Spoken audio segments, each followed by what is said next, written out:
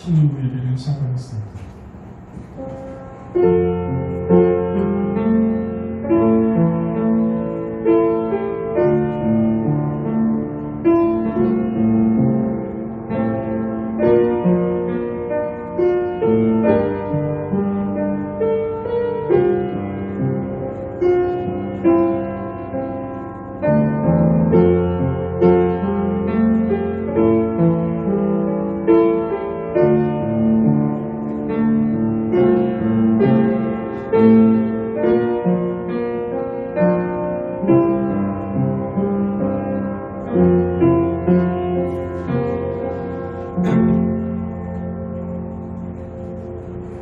믿음이 없이는 하나님을 기쁘시게 하지 못하나니 하나님께 나아가는 자는 반드시 그가 계신 것과 또한 그가 자기를 찾는 자들에게 상 주시는 이심을 믿어야 할지니라. 아멘.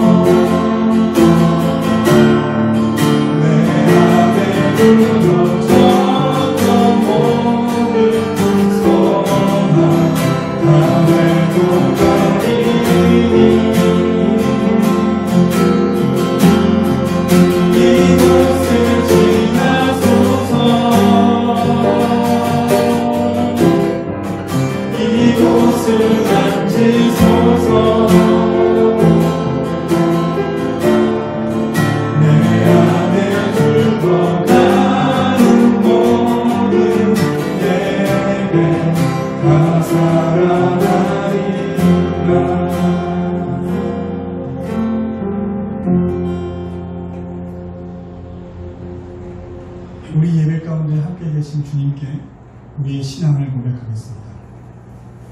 여러분, 우리는 무엇을 믿습니까? 전능하사 천지를 만드신 하나님 아버지를 내가 믿사오며 그 외아들 우리 주 예수 그리스도를 믿사오니 이는 성령으로 잉태하사 동정녀 마리아에게 나시고 본디오 빌라도에게 고난을 받으사 십자가에 못 박혀 죽으시고 장사한 지 사흘 만에 죽은 자 가운데서 다시 살아나시며 하늘에 오르사 전능하신 하나님 우편에 앉아 계시다가 저리로서 산자와 죽은 자를 심판하러 오시리라. 성령을 믿사오며 거룩한 공회와 성도가 서로 교통하는 것과 죄를 사하여 주시는 것과 몸이 다시 사는 것과 영원히 사는 것을 믿사옵나이다.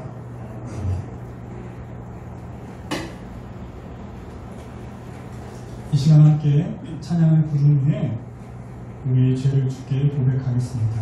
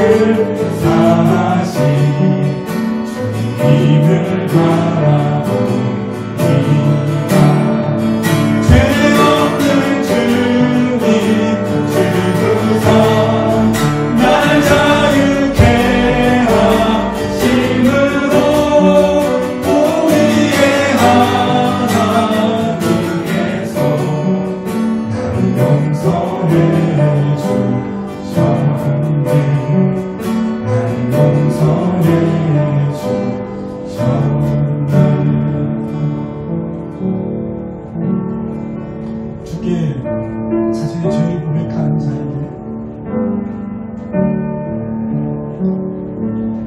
주께서 용서하신다는 말씀은 하나님께서 맹세로 하신 말씀입니다.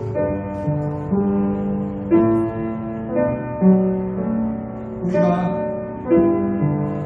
죄로 말미암아 성령을 근심케 했습니다. 그런데 이제 하나님 앞에 나아가니 이제는 우리 죄 때문에 우리 스스로가 근심하게 됩니다.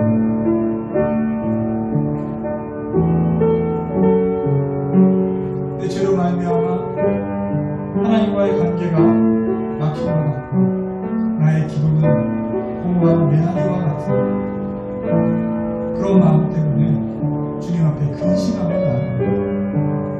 내 죄를 이날에 내가 슬퍼하며 나아갑니다. 내가 엎드려 주 앞에 나아가오니 주여 내게 자비를 베풀어 주옵소서. 기도하며 주 앞에 나아가겠습니다. 기도하겠습니다.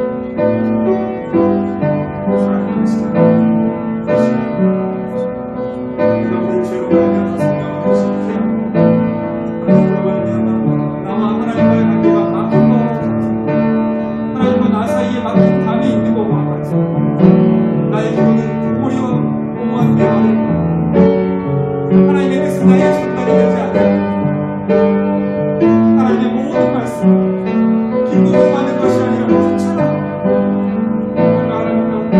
하나님 안에 생명을 누리지 못하고 죽은 자와 같고 하나님 내 스스로가 자유한 자 같지만 오히려 죄의 얽매인 나를 보고 하나님 아버지로 시간 내가 주님 앞에 서고 주 앞에 나아가는 것 나의 죄를 용서하여 주옵소서. 내가 나의 죄로 말미암아 근심하며 애통하면서 앞에 나아갑니다. 하나님 나의 죄를 용서하여 주시옵소서. 내가 나의 죄를 미워하고 나의 여자 각과 죄악들로 인하여 하나님 아버지 슬퍼하면서 앞에 나아갑니다. 하나님 아버지 이 시간에 나의 죄를 용서하여 주시고 하나님 엎드려 나아가는 자, 죄의 자비를 구하는 자, 죄의 긍휼을 구하는 자, 죄의 용서를 구하는 자, 맹세로 쌓으신 주의 말씀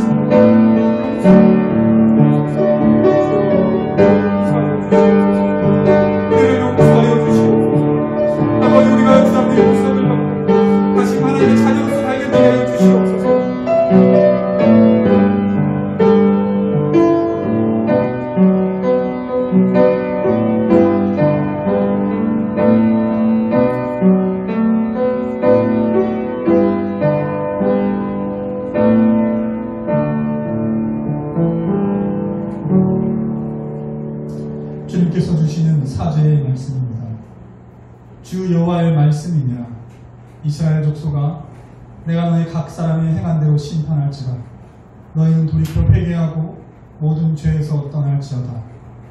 그리한즉 그것이 너희에게 죄악의 걸림돌이 되지 아니하리라. 에스겔서 18장 30절 말씀입니다. 아멘. 다시 한번 우리 내 맘 낙심이 들며 찬양하겠습니다.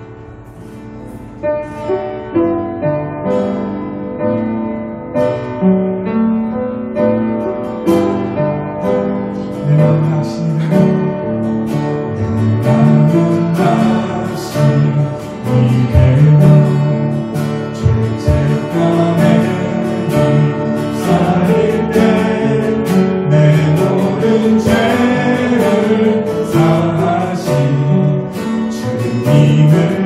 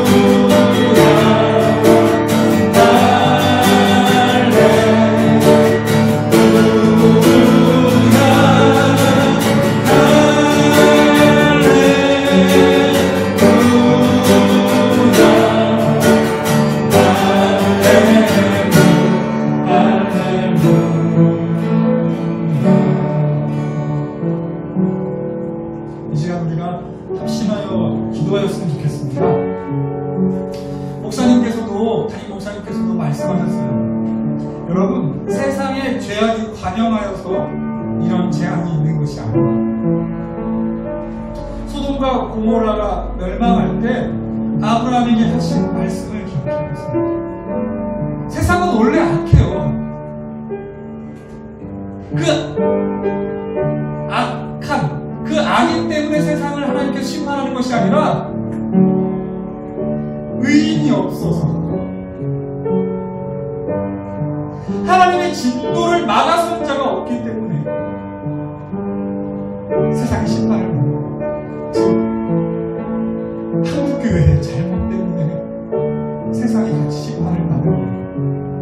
아니 나의 잘못 때문에, 우리 교회의 잘못 때문에 심판을 받는 겁니다. 우리 자신의 죄악뿐만 아니라 우리 모두의 죄를 위하여서, 그리고 또한 하나님 내가 말씀을 좀 제대로 깨닫고 성령과 연합을 해서 하나님이 진노하실 때 그 진노를 막아서는 자가 되게 해주세요.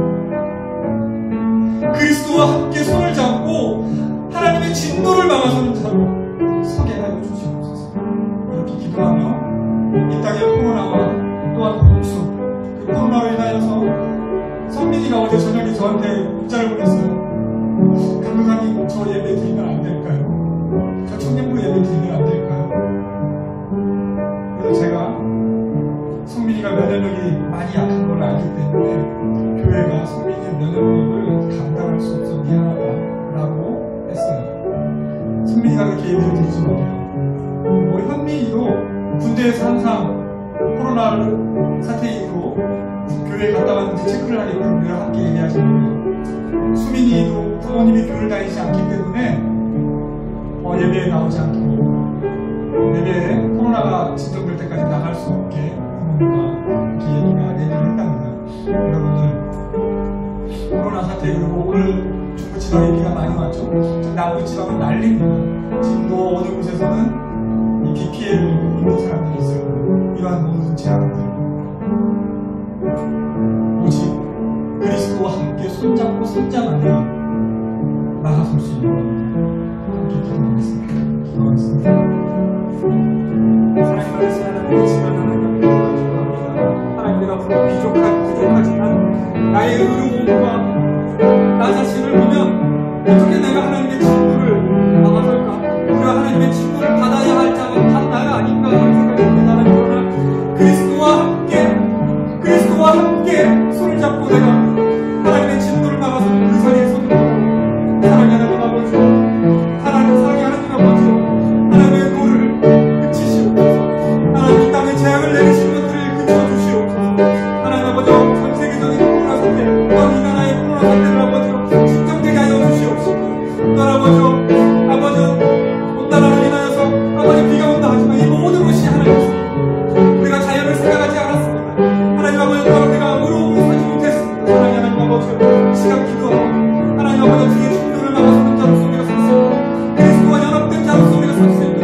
하나님 아버지, 우리 손을 건네 기도하고 사랑이 이 땅에 아버지 주께서 의인을 찾으실 때, 사랑의 아버지 그리스도로 온되는 내가, 아버지 그리스도로 말미암아 의인된 내가 아버지 바꾸게 하여 주시고, 하나님의 아버지 그를 막아서는 자로서 아버지 하여 주시옵소서. 사랑의 하나님 그 의에 기도하고 이 모든 것이 우리의 죄악, 사랑이 우리의 죄악입니다. 우리가 기도하지 않았습니다. 우리가 아버지 주의 말씀대로 살지 않고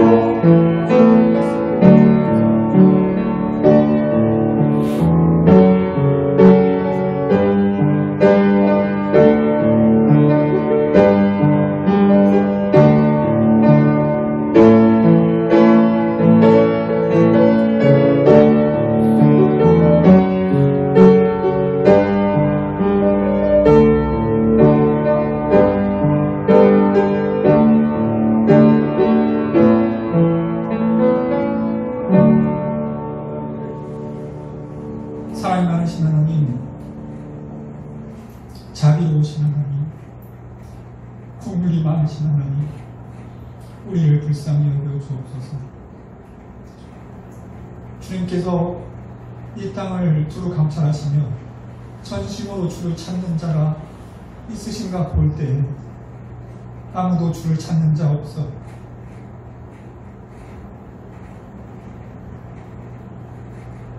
주님의 마음으로 세상을 향하여 기도하는 자가 없어. 예수 그리스도와 함께 하나님의 진노를 막고자 기도하는 자가 없어. 이 땅에 재앙이 임하는 것이 아닌가 생각합니다. 하나님, 우리가 비록 부족하지만 우리로서는 하나님의 진노를 막아설 방법이 없으니 오히려 나 자신을 볼 때는 진노를 받아 마땅한 나 자신을 발견할 뿐이지만 내가 그리스도 안에서 발견되기 원하고 그리스도와 손잡고 그리스도의 마음으로 하나님께 기도합니다. 우리를 불쌍히 여겨주시옵소서. 재앙을 그쳐주시옵소서. 코로나 사태가 빨리 진정되게 하여 주시옵시고 하늘의 비를 닫으사 더 이상 이재민들이 나오지 않도록 도와주시옵소서. 하나님, 환난을 당한 자들을 돕는 손길들이 있습니다.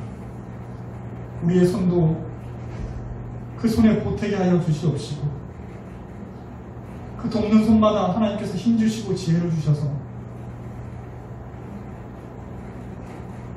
고통받는 자들이 위로를 받게 하여 주시옵소서. 모든 것을 예수님의 이름으로 기도드립니다. 아멘.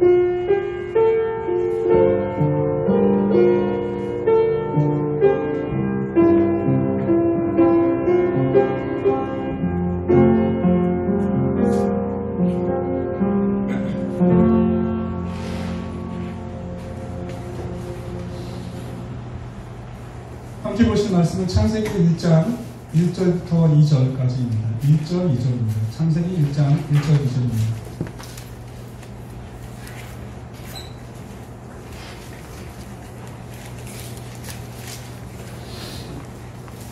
창세기 1장 1절, 2절입니다.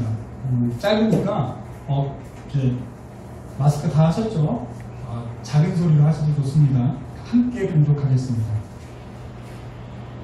태초에 하나님이 천지를 창조하시며 땅이 혼돈하고 공허하며 흑암이 깊음 위에 있고 하나님의 영은 수면 위에 운행하시니라. 여러분, 올해 초에 저는 여러분께 우리의 믿음과 소망, 사랑, 즉 사도신경과 주기도문과 십계명을 말씀으로 전해주기를 원한다고 했습니다.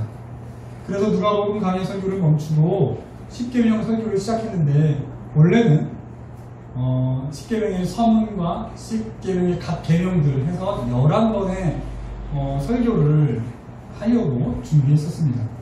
그런데 이렇게 묵상하다 보니 지금 1계명만 6번을 설교를 한 것 같아요. 그래서 조금 수정이 필요할 것 같습니다. 왜냐하면 이런 식으로 가다가는 10계명까지 다 가는데 몇 년이 걸릴지 몰라요. 그래서 이건 우리가 좀 되는구나, 이렇게 수정을 했으면 좋겠다는 생각이 들고요. 그리고 우리가 여러분이 알다시피 여름 수련회를 가지 못하게 됐습니다. 그래서 제가 원래 여름 수련회 때는 사도신경을 한번 다룰까 했었는데 사도신경을 다룰까 아니면 주기도문을 다루어 볼까라고 생각했었는데 여러분 혹시 새벽기도 말씀을 여러분이 인터넷을 통해서 우리 교회 새벽기도 말씀이 매일매일 이렇게 요즘에는 온라인 상으로 올라갑니다. 확인하셨는지 모르겠지만 제가 누가복음 강의를 하고 있었는데 새벽기도에 10일장에 딱 들어가니까 주기도문이 나오는 거예요. 그래서 이참에 주기도문을 설교를 하자. 그래서 한병수 목사님의 여기 책이 있어요. 새롭게 있는 주기도문, 이게 11강의로 되어 있거든요. 그래서 이 강의를 보고 참고해서 제가 11번의 새벽기도회 때 말씀을 전할 거예요. 근데 제가 새벽기도를 담당하는 날이 그러니까 3주에 한 번씩 금요일에 나가요. 이번 주에 나갔거든요. 여러분들 혹시 집에 가서 확인하시고 같이 말씀을 나누셔도 되고요. 말씀 굳이 안 읽으셔도, 안 들으셔도 이 책을 같이 여러분들이 개인적으로 읽으시던지 아니면 우리가 이제 소그룹 모임을 모여서 하진 못해도 소그룹 모임을 어떻게 하면 할까 하는 이제 궁리를 하고 있어요. 만약에 소그룹에서 이 책을 같이 읽는 것도 좋은 방법일 것 같아요. 그래서 자, 나는 이 책을 사서 읽겠다 라고 하시는 분들은 여러분들이 개인적으로 구매하신 경우에는 영수증을 첨부하셔서 김민정 회계님께 드리면 이 책에 한해서는 여러분께 전액 환불해 드립니다. 아니면 민정이한테 나 그 책 읽고 싶은데 사다 줘 라고 하면 민정이가 사다 줄 겁니다. 그렇죠, 민정씨? 네, 우리 회계가 여러분 이 책을 그래서 여러분들이 이 책을 통해서 주기도문을 다시 한번 공부할 수 있는 기회가 됐으면 좋겠습니다. 그래서 이렇게 주기도문으로 주기도문을 새벽기도에 설교를 하는데 그걸 통해서든 여러분 책을 통해서든 그것으로 청년부에게 주기도문을 전해주려던 것은 대신하려고 합니다. 아시겠죠? 그리고 10계명은 제가 다시 한번 정비한 후에 이런 식으로 나가다 끝이 없겠다 싶어가지고 조금 정비해서 어느 정도 속도감을 가지고 해야 될지 그러면서도 꼭 다루어야 할 내용들을 빠짐없이 다룰 수 있는지 한번 좀 더 제가 연구를 하겠습니다. 그리고 당분간은 잠시 후 모든 걸 멈추고 그 사도신경을 총 10번에 걸쳐서 설교를 할 것이고요. 10번이지만 두 번 이어서 하고 2번 하고 사무엘상을 한 주 하고 다시 2번 가고 이런 식으로 가겠죠. 그러니 한 10월 달까지는 사도신경 주회를 하게 될 것 같습니다. 자, 그럼 오늘은 사도신경 주회 그 첫 번째, 전능하사 천지를 만드신 하나님 아버지를 내가 믿사오며 를 여러분과 함께 나누어보도록 하겠습니다.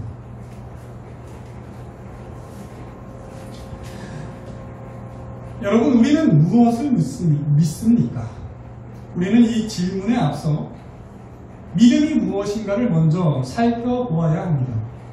우선 성경이 제시하는 믿음에 대한 설명을 살펴보겠습니다. 히브리서 11장 1절부터 3절입니다. 믿음은 바라는 것들의 실상이요 보이지 않는 것들의 증거니 선진들이 이로써 증거를 얻었느니라. 믿음으로 모든 세계가 하나님의 말씀으로 지어진 줄을 우리가 아나니 보이는 것은 나타난 것으로 말미암아 된 것이 아니니라. 히브리서 기자는 믿음의 모든 측면을 말하고 있지 않습니다. 신약 성경에서 믿음이란 말이 쓰일 때는 여러 가지 경우를 모두 함축하고 있습니다. 때로 믿음은 어떠한 사실에 대한 지적인 동의로 쓰일 때도 있습니다. 이는 마치 귀신들도 하나님의 존재에 대해서 동의한 것과 마찬가지입니다. 그러나 이러한 믿음은 우리의 구원과는 아무런 상관이 없습니다. 여기 히브리서 기자가 말하고 또한 성경이 말하는 소위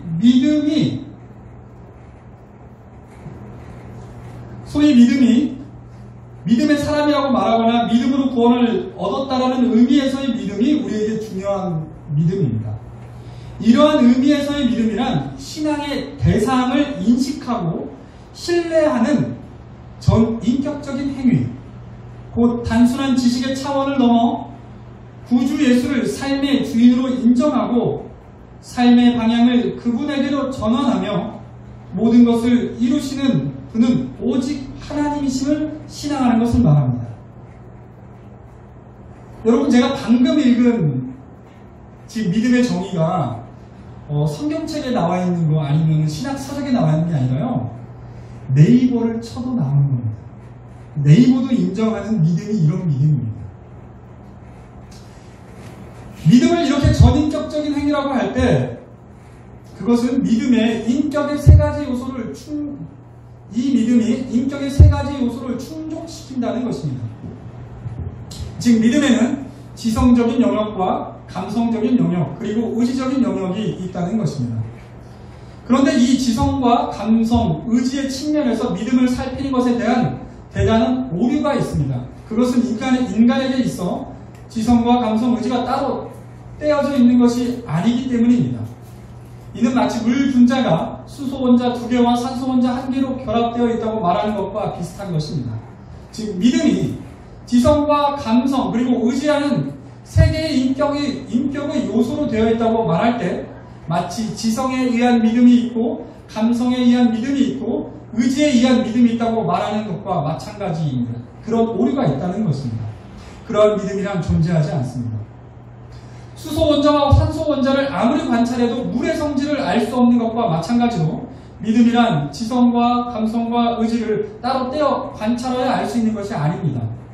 오직 믿음이 있고 그 후에 믿음의 지적 요소와 감성적 요소와 의지적 요소가 있는 것입니다. 그래서 성경은 단순히 지적 요소에 대한 긍정을 믿음이라 말하지 않는 것입니다.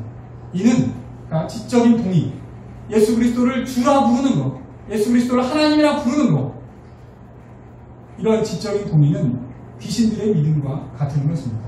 귀신도 예수님을 주라 부릅니다. 즉 믿음이 있고 그 믿음을 보니 지적 요소와 감정적 요소 그리고 의지적 요소가 있다고 말해야 합니다. 그렇기 때문에 우선 믿음을 먼저 살펴보아야 합니다. 그러면 믿음은 무엇을 통해 보입니까? 우리가 믿음을 살펴보려고 하는데 우리가 믿음은 무엇을 통해 볼 수 있냐는 말입니다. 그것은 바로 행위입니다. 그래서 행함이 없는 믿음은 죽은 믿음이라고 말하는 것입니다. 즉 행함이 있고 그 행함 안에 믿음이 있다는 것입니다. 그런데 항상 행함이 구원을 얻는 믿음에서 나오는 것은 아닙니다. 하나님은 사람의 행함을 보시되 그 행함의 중심, 즉 행함의 마음을 보십니다. 즉 행함은 있지만 그것이 믿음에 의한 행위가 아닐 수 있다는 것입니다. 바리새인의 경우가 그렇습니다. 그들은 성경이 가르치는 행함을 실천했습니다. 그런데 그들의 행함을 예수님께서 보시고 그 행함의 배후에 그들의 마음까지 예수님께서 살피신 후에 말씀하셨습니다. 그들의 행함은 자기 자신의 의를 드러내려는 마음에서 시작된 행위였다고 예수님께서 지적하셨습니다. 그들은 자기 자신이 사람들과 심지어 하나님 앞에서 의롭다는 것을 증명하기 위해서 선을 행했습니다. 그들은 자기 자신이 하나님 앞에 죄인일 수밖에 없으며 그렇기 때문에 오직 하나님의 은혜로 말미암아 그의 아들 예수 그리스도의 피로 의롭게 되었다라는 믿음을 가지고 선을 행한 것이 아닙니다. 그렇기 때문에 그들은 그들의 판단 기준대로 즉 예수 그리스도를 믿는 믿음으로 하나님 앞에 서는 것이 아니라 자기 자신의 행함과 그 행함 안에 있는 그들 마음으로 하나님 앞에 선 것입니다. 그리고 그렇게 심판을 받고 그 심판의 결과로 그들의 의가 하나님께서 요구하시는 의를 충족하지 못하기 때문에 영원한 형벌을 받는 것입니다. 이와 달리 비록 바리새인들보다는 선을 행하는 것에 있어서는 부족할 수는 있지만 성도는 자기 자신이 거룩하신 하나님 앞에서는 죄인일 수밖에 없으며 자기 자신의 어떤 행함으로도 하나님의 의를 만족시킬 수 없다는 것을 알고 오직 예수 그리스도의 십자가의 죄 씻음과 예수 그리스도의 의를 덧입어야 함을 알고 그 은혜에 감사하여 그 은혜에 보답하는 마음으로 선을 행합니다. 즉 그러한 성도의 선행은 바른 믿음에서 비롯되는 것입니다. 그래서 하나님께서는 그의 행함 속에서 그 바른 마음을 감찰하시고 비록 불완전한 그의 선행이지만 그 안에 있는 믿음을 보시고 그 믿음을 인정해 주시는 것입니다. 이 말이 무엇을 의미합니까? 즉 믿음만 있고 행함이 없는 그런 믿음은 처음부터 존재하지 않았다는 것을 말합니다. 믿음은 어떤 행위에 대한 그 사람의 마음 상태, 그의 전인격적인 자세를 가리키는 말입니다. 즉 행함이 있고 그 행함 속에 믿음이 있다는 것입니다. 그리고 그 믿음 안에는 인격적 요소, 즉 지적인 요소와 감성적 요소, 그리고 의지적인 요소가 있다는 것입니다. 이미 믿음이 전인격적이라고 말할 때 그 믿음은 항상 의지적인 요소가 포함되어 있고 그 의지적인 요소는 행함이 없이는 절대로 발견할 수 없는 것입니다. 즉 우리는 이렇게 말해서는 또한 이렇게 생각해서는 안 됩니다. 나는 믿음의 지식을 가지고 있고 믿는 마음은 있으나 아직 의지가 부족해서 믿음의 행위는 없어. 그러나 그래도 부족하나마 믿음이 있는 것이야. 이렇게 생각할 수 없습니다. 왜냐하면 인격은 그렇게 분리될 수 있는 것이 아니기 때문입니다. 이런 믿음이란 존재하지 않습니다. 성경은 이러한 믿음을 죽은 믿음, 즉 스스로 말하기를 믿음이 있다고 아무리 외쳐도 아무런 의미도 없는 믿음이라고 말합니다. 오직 우리가 믿음의 행위를 한 후에 우리는 그 행위 안에서 우리의 믿음의 요소들을 발견할 수 있을 뿐입니다. 즉 물이 있고 그 물의 분자는 수소와 산소로 되어 있다는 것을 발견하는 것과 마찬가지입니다. 행함이 있고 그 안에 믿음이 있는 것이고 그 믿음 안에 믿음의 요소들이 있는 것입니다. 그러하니 행함이 없다면 그것은 믿음이 없는 것입니다. 그러나 하나님께서는 그 행함을 보시고 우리를 구원하시는 것이 아니라 그 행함의 배후에 있는 믿음을 보시고 그 믿음으로 말미암아 우리를 구원하십니다. 그래서 사람이 행함으로 구원을 받는 것이 아니라 믿음으로 구원을 받는다고 말하고 있는 것입니다. 성경은 절대 사람의 행위를 보잘것없는 것으로 말하지 않습니다. 하나님께서는 분명히 사람의 행위를 보십니다. 성경을 보십시오. 하나님께서 행위를 보신다고 거듭 말씀하십니다. 그런데 하나님께서 행위를 보신다고 말할 때에는 그저 겉으로 드러나는 행위를 보시는 것이 아니라 그리고 그 행위의 결과를 보는 것이 아니라 그 행위의 동기와 그 행위 안에 담겨진 마음까지도 보신다는 얘기입니다. 즉 행위 안에 있는 믿음을 보신다는 얘기입니다. 그리고 다시 한번 말씀드립니다.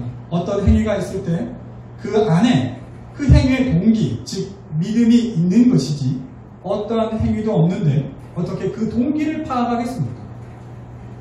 여러분, 동기라는 말 자체는 행위가 드러났을 때 왜 그런 일을 했지라고 물을 때 동기라는 것이 질문이 가능하고 그 동기를 찾았더니 그것이 믿음이었던 것이죠. 이해되십니까? 행함이 없는데 무슨 동기로 그런 일을 했어라는 질문을 던질 수가 없지 않습니까?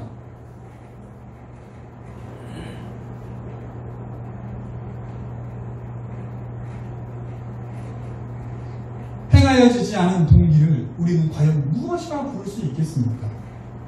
동기란 항상 이미 행하여진 행동이 있을 경우에만 파악할 수 있는 것입니다. 이와 마찬가지로 믿음이라는 행위가 있는 경우에만 드러나는 것입니다. 어떤 행위가 있습니다. 그리고 그 안에 믿음이 있습니다. 그런데 그 믿음이 하나님이 인정하시는 믿음인지 혹은 그렇지 않은 믿음인지 우리는 또한 살펴볼 수가 있습니다. 이렇게 살필 때, 그러니까 즉 어떤 행위가 있고 우리는 어떤 믿음을 가지고 행했는데 정말로 내가 가졌던 그 믿음이 참된 믿음이었는지는 살펴보아야 한다는 것이죠. 그럴 때 우리는 그 믿음을 지적인 요소와 감정적인 요소, 의지적인 요소로 나누어서 살펴볼 수 있는 겁니다. 그래서 여러분과 시도했던 것이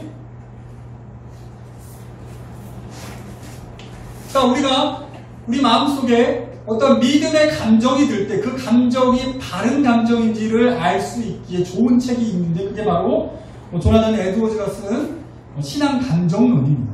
그리고 이 책이 좀 두꺼우니까 얇게 쓰여진 책이 있습니다. 그리고 요거만 읽어도 거의 내용이 같아요. 전에도 말씀드렸지만 아무도 구입하지 않는다고 하셨는데 다시 한번 공고합니다. 이 책도 여러분이 구매하기 원하시면 청년부에서 사드립니다. 아시겠죠? 왜냐하면 여러분들 우리가 갖는 이 믿음의 감정들이 바른 감정인지를 분별해야 되기 때문입니다.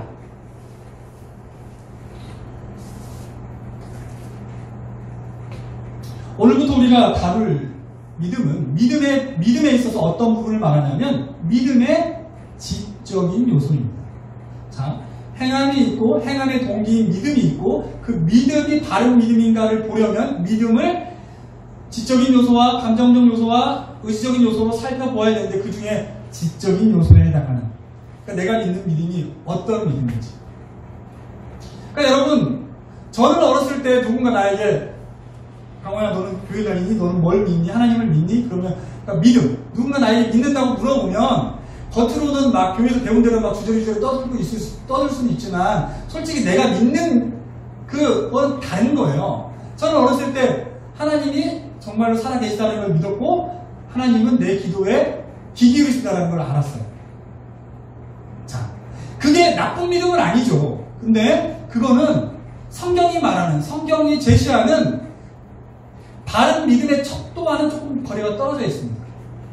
내 개인적인 체험의 믿음일 뿐이지 성경이 우리에게 요구하는 믿음과는 다소 거리가 있다는 거예요. 그래서 여러분 우리가 예배를 드릴 때 예배를 드리기 시작할 때 사도신경으로 우리 믿음을 고백하잖아요.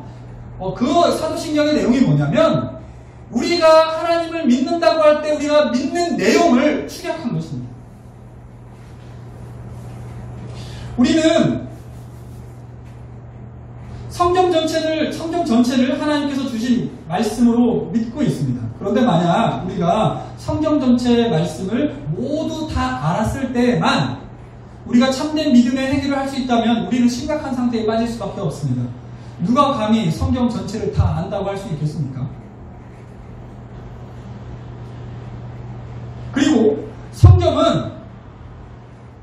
성경조차도 하나님의 모든 것이 아닙니다. 성경은 하나님에 대한 지식 가운데 우리가 예수 그리스도로 말미암아 구원을 받고 하나님의 자녀가 되어서 하나님께서 우리를 이 땅 가운데 남겨두시며 예수님께서 행하시던 하나님의 사역을 이루어 나가도록 하시기 위해서 우리에게 특별하게 가르쳐주신 지식입니다. 그리고 이 지식을 축약한 것이 바로 사도신경입니다. 사도신경은 어쩌면 하나님께서 우리에게 요구하는 믿음의 가장 기본적인 내용들, 즉 성경 전체를 요약한 것이라고 할 수 있습니다. 이제 그럼 사도신경 강의를 시작하겠습니다. 이제 15분밖에 안 남았는데 이제 시작한다니까 너무 이제 긴장이 되시죠? 오늘 다루는 내용을 오늘 이 시간 다 다루지 않고 다음 시간에 이어서 다룰 겁니다. 우리가 사도신경으로 믿음을 고백할 때 우리는 이렇게 고백합니다. 처음 구절이죠. 전능하사 천지를 만드신 하나님 아버지를 내가 믿사오니.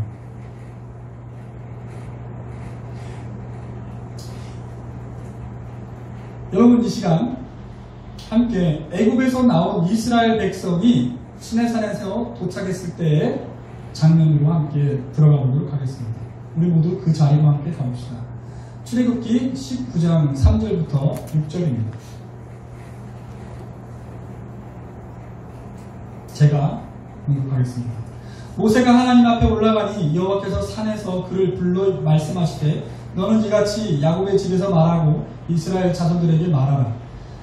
내가 애굽 사람에게 어떻게 행하였음과 내가 어떻게 독수리 날개로 너희를 업어 내게로 인도하였음을 너희가 보았느냐. 세계가 다 내게 속하였나니 너희가 내 말을 잘 듣고 내 언약을 지키면 너희는 모든 민족 중에서 내 소유가 되겠고 너희가 내게 대하여 제사장 나라가 되며 거룩한 백성이 되리라. 너는 이 말을 이스라엘 자손에게 전할지니라. 시내산에 모세와 이스라엘이 당도했습니다. 그리고 여호와께서 모세를 부르셨습니다. 그리고 말씀하십니다. 내가 애굽 사람에게서 내린 재앙을 너희가 다 보았고 내가 어떻게 너희 이스라엘 백성을 독수리 날개로 업듯이 인도하였는지를 너희가 다 보았다. 모든 세계가 다 내 것이다. 그러나 너희는 특별하다. 내가 너희를 선택하였다. 너희가 내 말을 잘 듣고 내 언약을 지키면 내가 특별히 너희를 위한 하나님이 될 것이다. 내가 너희를 제사장 나라로 삼고 너희는 구별된 백성이 될 것이다. 이렇게 이스라엘 백성이 시내산에 왔을 때 하나님께서 모세를 통하여 이스라엘 백성에게 들려주신 말씀입니다. 그러자 백성이 일제히 응답했습니다. 여호와께서 명하신 대로 우리가 다 행하리이다. 그 후 하나님께서는 이스라엘에게 언약식을 준비하도록 하십니다. 이스라엘은 하나님의 명령대로 자신을 성결하게 하고 옷을 빨고 또한 몸을 씻고 여호와의 산 밑에서 대기합니다. 그리고 모세가 대표로 하나님의 산에 올라 하나님의 계명을 듣고 내려와서 이스라엘 백성에게 이야기합니다. 그리고 언약식의 조문이 읽혀집니다. 이게 무엇이냐면 이게 바로 십계명의 배경입니다. 십계명이 바로 있기 전. 그리고 그 읽혀진 조문이 바로 십계명입니다. 그리고 하나님께서는 십계명과 더불어 십계명의 구체적인 적용과 그리고 제사법 등을 율법이라는 이름으로 모세에게 자세히 가르쳐 주었고 모세는 그 모든 하나님이 주신 계명들을 책으로 남겼습니다. 정확하게 광야 어느 시점인지는 모르겠지만 이 모든 사건들, 하나님께서 이스라엘을 애굽에서 구원하셔서 광야로 이끄신 모든 사건을 기록했고, 더불어서 도대체 왜 하나님께서 이스라엘을 선택하셔서 그들을 구원하시고 그들의 하나님이 되셨는지를 또한 기록하였습니다. 그러니까 출애굽기만 기록한 것이 아니라 바로 창세기를 기억했다는 말입니다. 즉 아브라함의 이야기를 기억한 것이죠. 하나님께서 아브라함을 선택하시고 그를 통하여 만민이 구원을 받게 하실 계획을 세우셨다는 것을 설명합니다. 그리고 그 아브라함을 설명하려다 보니 그에 앞서 또 그 배경을 설명하는데, 하나님께서 이 모든 일을 하시는 것에 대한 배경부터 설명합니다. 그래서 탄생하게 된 것이 모세오경입니다. 그렇게 모세오경은, 율법이라 불리는 모세오경은 태초에 하나님께서 천지를 창조하셨다라는 것부터 어떻게 인간이 타락하게 되었으며 이 타락에 대해 하나님께서 심판하실 수밖에 없음을 노아 시대의 심판을 통해서 이야기하시면서, 또한 그러한 진노 중에라도 긍휼을 베푸신 하나님의 선하심과 은혜로우심을 노아를 선택하시고 구원하심을 통해 보이는 이야기를 또한 들려줍니다. 그리고 이제 그 하나님의 사랑이 한 사람 아브라함을 선택하심으로 구원의 역사를 시작하였음을 보여줍니다. 이 모든 구원에 대한 약속을 담고 있는 책이 바로 모세오경입니다. 그리고 그 시작은 이렇습니다. 태초에 하나님이 천지를 창조하십니다. 즉 모세를 통해 하나님께서는 이스라엘 백성에게 가르쳐주고 있는 것입니다. 너희를 애굽에서 구원한 나 여호와는 태초에 천지를 창조한 하나님입니다. 즉 너희가 알고 있는 모든 헛된 신과는 처음부터 완전히 다르다. 그들은 신이 아니다. 그들은 너희의 욕심이 만들어낸 우상일 뿐이다. 그러므로 너희는 오직 나만 섬겨야 한다. 그 하나님을 이스라엘 백성뿐만이 아니라 영적으로 이스라엘 백성이 된 우리도 믿고 섬기고 있는 것입니다. 그래서 우리의 신앙 고백도 이렇게 시작하는 것입니다. 전능하사 천지를 만드신 하나님 아버지를 내가 믿사옵니다. 그런데 이 짧은 한마디에는 놀랍고 풍부한 하나님의 진리가 담겨 있습니다. 그것은 첫째, 온 우주가 존재하기 전부터 하나님께서 존재하셨다라는 것입니다. 그것은 단순히 하나님께서 우주에 가득 찬 행성과 또한 지구 안에 있는 모든 물질과 생물과 인간을 창조하셨다라는 것을 넘어섭니다. 많은 신학자들은 여기 창세기 1장 1절, 즉 태초에 하나님이 천지를 창조하시니라 라는 구절에서 우선 태초라는 말에 주목을 합니다. 그것은 하나님께서 영원전부터 계셨다는 것과 또한 시간마저도 창조하셨다는 것을 말합니다. 그러므로 하나님에게는 물리적인 시간이 적용되지 않습니다. 왜냐하면 시간도 하나님께서 창조하신 것이기 때문입니다. 이 말이 무슨 말인가 하면 하나님께는 과거와 현재와 미래가 없다는 것입니다. 하나님께는 과거와 현재와 미래가 모두 현재입니다. 즉 하나님은 시간을 넘어서 모든 것을 알고 계시다는 것입니다. 그와 함께 하나님께서 시간을 창조하셨기 때문에 시간은 실제로 존재합니다. 여러분에게는 다소 생소한 질문일 수는 있으나 철학적으로는 시간에 대한 여러 의문들이 있어 왔었습니다. 그러나 인간의 지혜로는 시간에 대해서 알아낸 것이 거의 없습니다. 그래서 심지어 시간을 의심하는 사람도 생겼습니다. 여러분 실제로 많은 철학자들 가운데는 시간을 의심하는 사람도 있습니다. 즉 이 세상의 모든 현상은 허구라고 생각하는 철학자들도 있습니다. 우리가 이 자리에서 그러한 철학적 사변들을 일일이 다 다룰 필요는 없을 것 같습니다. 다만 시간을 창조하신 하나님께서 이 세상에 처음이 있게 하신 것과 마찬가지로 이 세상의 끝을 정해 놓으셨다는 것입니다. 그리고 이 세상의 끝에서 하나님께서 인간을 심판하시기로 하셨다는 것입니다. 그런데 그보다도 더 놀라운 것은 하나님께서는 이 세상의 끝을 정해 놓으셨음에도 불구하고 인간에게는 영원한 생명을 주셨다는 것입니다. 즉 하나님의 형상을 따라 지음받은 인간 영혼은 절대로 소멸하지 않습니다. 심지어 구원받지 못한 사람들도 그들의 영혼이 소멸되지 않습니다. 그들의 몸만 그런 것이 아닙니다. 그들의 영혼만 그런 것이 아닙니다. 그들의 몸도 그럽니다. 구원받지 못한 사람들도 몸의 부활이 있습니다. 그들은 영원히 소멸되지 않는 영원히 소멸되지 않는 몸과 다시 결합하는 부활이 있을 것이고 영원한 형벌을 받게 될 것입니다. 그러나 예수 그리스도를 믿는 성도들은 영원히 하나님과 함께 천국에 있게 될 것입니다. 그 다음 사람들이 주목한 것은 천지입니다. 이게 지금 태초라는 말을 설명한 거예요. 우리가 전능하사 천지를 만드신 하나님 아버지를 믿사오며라고 할 때 하나님은 시간까지도 창조하신 하나님이다. 태초를 설명한 거고요. 이제 천지를 설명한 거예요.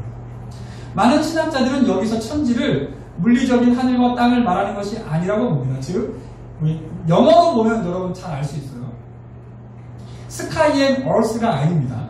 여기는 Heaven and Earth예요.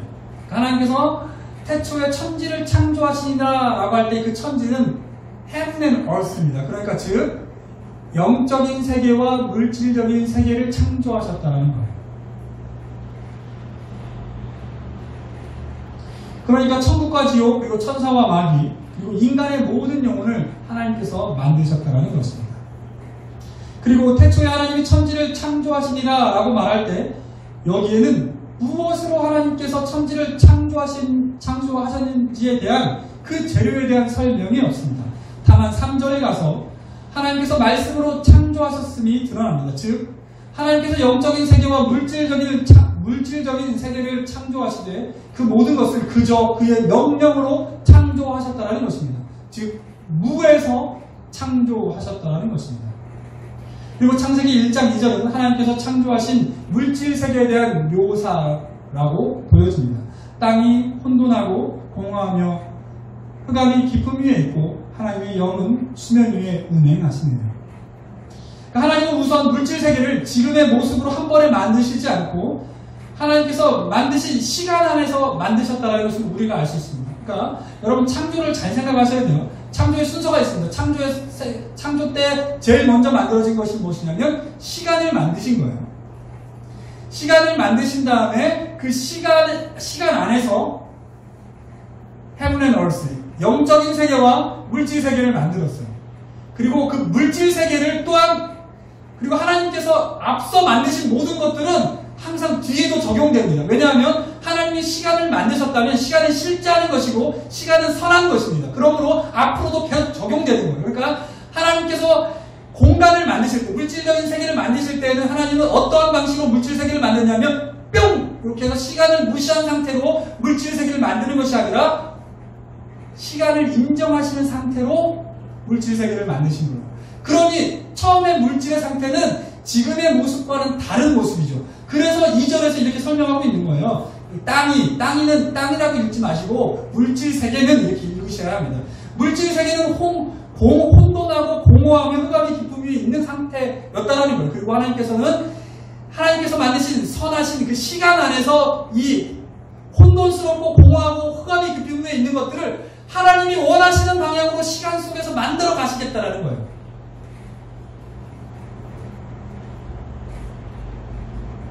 그렇게 하나님은 시간 안에서 물질 세계를 완성해 나가십니다. 처음에는 하나님께서 만드신 것은 아직 형체를 가지지 못한 물질들이었습니다. 그것은 마치 물과 같은 것, 약간 물이라고 보기에도 뭐하고 고체라고 보기에도 뭐하고 약간 이렇게 젤리의 모습이었다고 상상이 되어집니다. 그리고 그 물질이 여기서 주목할 것은 무엇이냐면 그 물질이 성령에 의해 질서를 이루며 하나님이 원하시는 모습으로 변해갈 것을 예고하듯이 성령께서 그 물질 위에 운행하셨습니다. 그러니까 질서도 없고 공허하고 혼돈스러운 그 물질이 이제 질서를 갖추게 되는데 그 질서를 갖추는 모든 것 위에는 무엇이 작용한다고요? 바로 성령이 작용한다는 것입니다. 그리고 하나님의 말씀이 여기서 하나님의 말씀은 요한복음에 가서는 예수 그리스도와 동격으로 취해지는데 그에 대한 자세한 설명은 다음 기회에 좀 하겠습니다. 여기서 그 설명을 길게 할 수가 없을 것 같습니다. 처음에 임하신 하나님의 말씀은 빛이 있으라입니다. 그런데 요한복음은 이 말씀이 바로 성자 예수 그리스도라고 말하고 있고 이 부분을 완벽하게 이해하는 사람은 없습니다. 욥기에서 하나님께서 말씀하셨듯이 하나님께서 천지를 창조하실 때 인간 중 그 누구도 이를 본 자가 없습니다. 다만 성경은 하나님께서 천지를 창조하실 때 삼위의 하나님으로서 천지를 창조하셨음을 이야기하고 있습니다. 그리고 빛이 있으라고 말하신 이가 바로 예수님이시며 또한 예수님께서 이 빛, 세상의 빛 자체가 됨을 이야기하고 있습니다. 우리는 여기에서도 놀라운 하나님의 지혜를 발견하게 됩니다. 하나님께서 물질 세계를 창조하시되 제일 먼저 빛을 창조하신 것입니다. 왜냐하면 모든 물질 세계는 빛이 있을 때 그 형태가 자신의 그러함을 드러내게 되기 때문입니다. 즉 빛이 없는 곳에서의 물체의 형태는 아무런 의미가 없습니다. 여기서 천지창조 6일을 모두 설명하자면 시간이 좀 부족할 것 같으니 우리가 사도신경을 중심으로 이야기를 나누고 있음을 명심하면서 사도신경으로 넘어가도록 하겠습니다.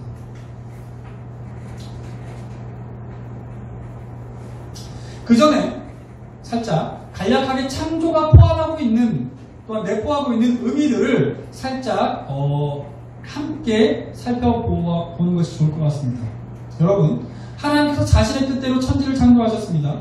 그러므로 하나님께서 만약 이 천지를 계속 있도록 하기를 원치 않으시면 이 천지는 그 순간 없어집니다. 그래서 우리는 여기 창조와 함께 하나님께서 세상을 유지하고 계시다는 것을 또한 알 수 있습니다. 그리고 하나님께서 창조하신 세상을 하나님은 분명히 하나님의 뜻대로 통치하실 것이라고도 쉽게 유추할 수 있습니다. 즉 하나님께서는 세상의 모든 일들을 과거, 현재, 미래 할 것 없이 현재적으로 알고 계신 것과 동시에 세상의 모든 일들을 그의 뜻대로 운영하고 계십니다. 그러므로 세상에는 절대로 우연이란 존재하지 않습니다. 그래서 우리는 특별히 하나님께서 인간의 역사를 운영하고 계신 것을 하나님의 섭리라고 부릅니다. 우리 눈에는 우연적으로 보이는 모든 것들도 하나님께는 필연입니다. 그런즉 우리가 전능하사 천지를 만드신 하나님 아버지를 믿사오며라고 고백할 때 우리는 하나님께서 시간을 창조하시고 영적 세계와 물질적 세계를 창조하시되 오직 그분의 뜻과 그분의 권능으로 하셨으며 하나님께서 원하시기 때문에 그 세계가 유지되고 있으며 또한 그 세계는 모두 하나님의 뜻대로 운영된다는 것을 고백하고 있는 것입니다. 이 고백 안에 이 모든 것이 포함되어 있는 것입니다. 그리고 특별히 인간에게 있어서 그에게 일어난 모든 일들은 절대로 우연이 아니며 모든 것이 하나님의 섭리 안에 있다는 것을 고백하는 것입니다. 그런데 여기서 우리가 주목해야 할 점은 이러한 하나님에 대해서 우리가 그저 하나님은 그런 분이야 라고 고백하고 있지 않다는 점입니다. 즉 우리가 하나님의 존재와 그의 속성을 그저 믿는 것만이 아니라는 것입니다. 우리가 주목해야 할 부분이 있습니다. 그것은 바로 우리가 그 하나님을 아버지라 부르고 있다는 것입니다. 즉 온 하늘과 온 땅과 온 만물을 지으시고 유지하시고 통치하시는 하나님이 우리와 전혀 상관없는 분이 아니라 우리의 아버지가 되신다는 것입니다. 우리가 어떻게 그 전지전능한 하나님을 우리의 아버지라 부를 수 있게 되었습니까? 그것은 바로 예수 그리스도 때문입니다. 그래서 전능하사 천지를 만드신 하나님 아버지를 내가 믿사오며 라고 끝나고 나서 우리가 어떻게 그 하나님을 이 온 천지를 만드시고 또한 이 온 천지를 유지하시고 섭리하시며 운영하시는 하나님을 우리의 아버지로 모시게 되었는지를 설명하기 위해서 예수님에 대한 설명으로 이어지는 것이 사도신경입니다. 자, 오늘은 방금 우리가 오늘 살펴보는 전능하사 천지를 만드신 하나님 아버지를 믿사오며라는 것을 고백할 때 이것이 과연 어떠한 믿음을 고백하는 것인지를 하이델베르크 요리문답을 통해서 함께 읽어보고 그것을 새김으로써 설명을 마치겠습니다. 하이델베르크 요리문답입니다. 하이델베르크 요리문답 제26문입니다. 질문은 제가 읽고 답은 여러분들과 함께 읽겠습니다. 전능하사 천지를 만드신 하나님 아버지를 믿사오며 라고 고백할 때 당신이 믿는 바는 무엇입니까? 답입니다. 함께 읽겠습니다. 나는 그 고백을 하면서 우리 주 예수 그리스도의 영원하신 아버지께서 아무것도 없는 중에 하늘과 땅 그리고 그 가운데 있는 만물을 창조하셨으며 다음 그의 영원한 경륜과 섭리로서 이 모든 것을 보존하시고 통치하신다는 것을 믿으며 그리스도의 영원하신 아버지께서 그 아들 그리스도로 말미암아 나의 하나님이시며 나의 아버지시라는 것을 믿습니다. 다음요.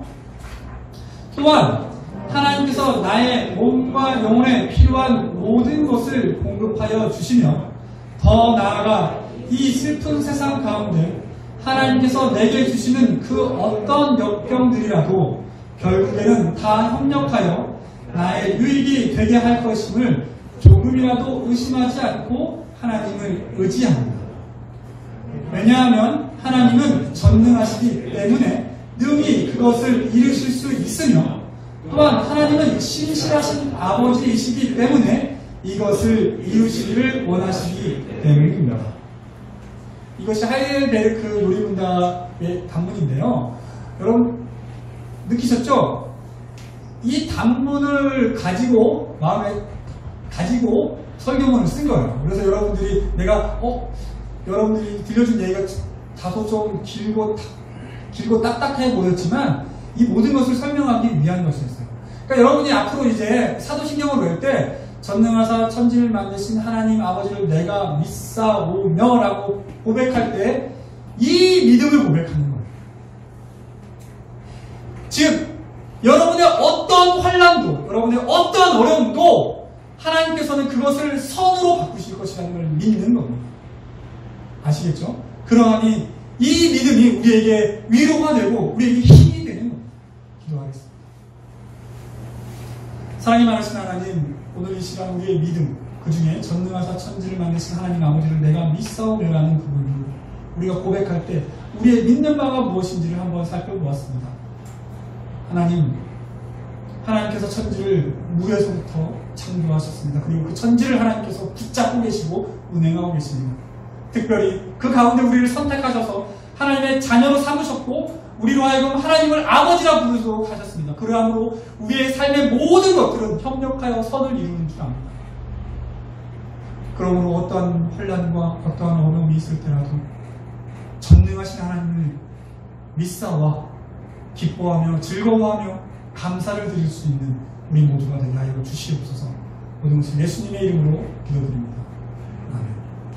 하늘에 계신 우리 아버지여, 이름이 거룩히 여김을 받으시오며 나라에 임하옵시며 뜻이 하늘에서 이루어진 것 같이 땅에서도 이루어지리이다. 오늘날 우리에게 일용할 양식을 주옵시고 우리가 우리에게 죄의 지은 자를 사하여 준 것 같이 우리의 죄를 사하여 주옵시고 우리를 시험에 들게 하지 마옵시고 다만 나에서 더 커서 내게 나와 원수와 영광이 아버지께 영원히 있사옵나이다.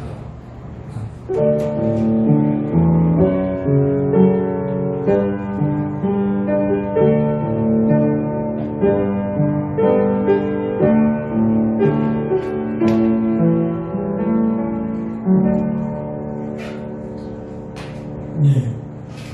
10분 정도 초과했는데요. 네. 여러분, 여러 가지, 아까 말씀드렸지만, 현민이는 군대에서 월요일날 가면 교회를 갔다 왔는지 안 갔다 왔는지 체크를 해야 돼요. 그래서 정직하게, 교회를 못 나오고 있습니다. 그리고 여러분 아시다시피 성민이는 면역 체계가 우리보다 훨씬 취약한 친구입니다. 그래서 예전에 신종플루 때도 신종플루 걸렸었죠. 예.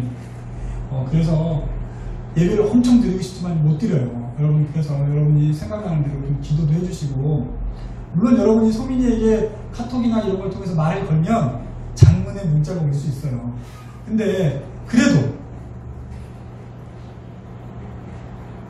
안부 물으시고 장문의 문자 한번 누르시고, 성민아 힘들지? 그렇게 한 번씩 위로해 주시기 바랍니다. 집에 우리 특히 이제 지안이가 잘 아는데 집에 혼자 있잖아요. 여러분들은 밖에 나가서 사람들을 만나고 자기 얘기를 하고 하잖아요. 성민이가 유일하게 자기 얘기를 나눌 수 있는 건 여기 계신 여러분들밖에 없어요. 근데 성민이도 자기가 너무 자꾸 그걸 많이 하다 보니까 여러분들이 자기 얘기를 싫어할까봐 주춤하는 것도 있어요. 그래서 적절하게 한 번 정도 일주일에 한 번, 아니면 2주일에 한 번씩이라도 안부 문자 놓고 성민이가 장문의 문자를 보내더라도 듣고 이해해주세요. 왜냐하면 우리는 그 성민이의 그 장문의 문자보다 우리의 친구들과 더 많은 얘기를 나눠요. 무슨 말인지 아세요? 성민이는 그 이야기를 나눌 사람이 없잖아요. 그게 성민이 뭡니다. 그리고 수민이가 부모님의 반대로 코로나가 진정될 때까지 교회를 나오지 못합니다. 그래서 우선은 임원들하고 같이 얘기를 우선 좀 같이 해봐야 될 것 같아요. 왜냐면 우선 얘기해보고 만약에 한 명을 더 세워야겠다, 아니면 뭐 다른 형식으로 해야겠다라는 얘기가 나오면 여러분 우리가 공지를 하고 다시 임원을 뽑던지, 아니면 올해 같은 경우에는 여러분 아시다시피 거의 활동을 못하는 거 아시죠? 저희가 그렇기 때문에 그냥 뽑지 않고 진행할 수도 있을 것 같습니다. 이런 사정들이 있다는 거 여러분들 생각하시고, 또 그리고 우리 다른 모든 친구들도 뭐 여러 가지 뭐 직장을 구하는 친구들, 또 그리고 이제 새로 대학을 간 친구들도 있고, 또 시험이나 뭐 자격증을 준비하고 있는 친구들도 있고 하죠. 그렇지만 우리 대한민국에서는 가장 어려운 시험이 뭐예요? 수능이죠. 수능도 이제 좀 있으면 100일 남은 우리 재혁이. 여러분들 이거 기억하면서 기도해야 될 친구들이 많아요. 가끔씩 기억하면서 이렇게 기도하시는 여러분이 되길 바랍니다. 네, 광고 마치고 우리 그 임원들만 살짝 감사님하고 얘기를 나누겠습니다. 네, 수고하셨습니다.